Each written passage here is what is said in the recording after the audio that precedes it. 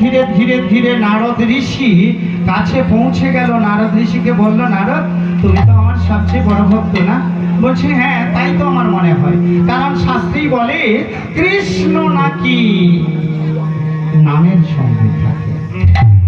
আর এ সংসারে আমি একজন এমন ভক্ত, বিনা যন্ত্র নিয়ে অহর্নিশি কৃষ্ণ নাম ছাড়া অন্য কিছুতে থাকি না। তাই আমি নিজেকে মনের মধ্যেই অহংকার কিংবা গর্ব করি। বেশ, আমার একটা ছোট্ট কাজ ছিল। বলুন ঠাকুর, আপনার কি কাজটা করে দিতে হবে? মানে আমার যে কাজটার জন্য একজন লোক প্রয়োজন বা তোমাকে খুঁজছি, এরকম কৃষ্ণ ভক্ত ছাড়া হবে না। তাই তোমাকে আমি নিজেই মনে মনে ভেবেই ডেকেছি। বেশ, তাহলে বলুন। আচ্ছা নারদ, তুমি স্বর্গ, মর্ত্য, রসাতল এই তিন ভুবনের মধ্যে এরকম কৃষ্ণ গুণগান করতে করতে চলে যাও। যাওয়ার পরে ত্রিলোকে গিয়ে তুমি পরামর্শ করবে, ভক্ত মানুষ দেখলে সবাইকে তুমি বলবে যে আমার একটা আঁখি কমলে বেদনা, যন্ত্রণা, অসুখ।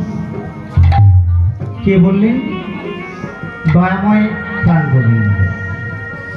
যদি কোনো ভক্ত তার একটা আঁখি কমল মানে চক্ষু আমাকে প্রদান করে,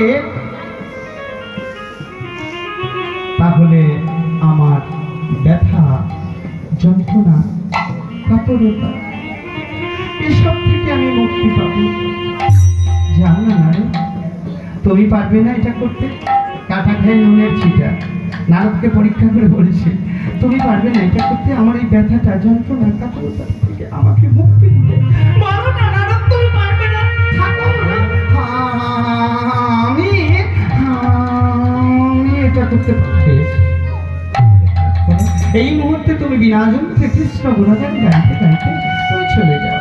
নারদ ঋষি ঠাকুরকে আত্মনমস্কার জানিয়ে চলে গেল। আর যেতে যেতে কৃষ্ণ গুণগান গাইছে, হরে কৃষ্ণ হরে কৃষ্ণ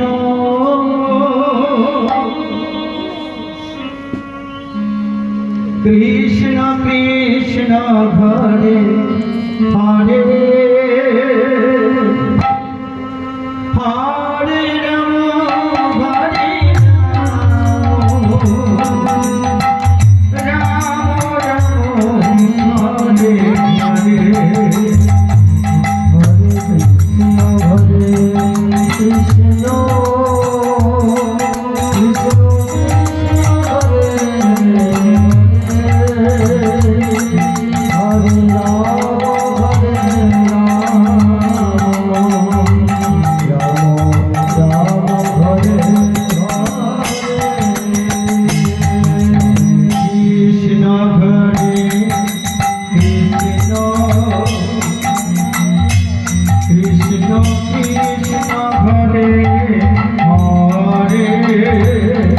হরে রাম হরে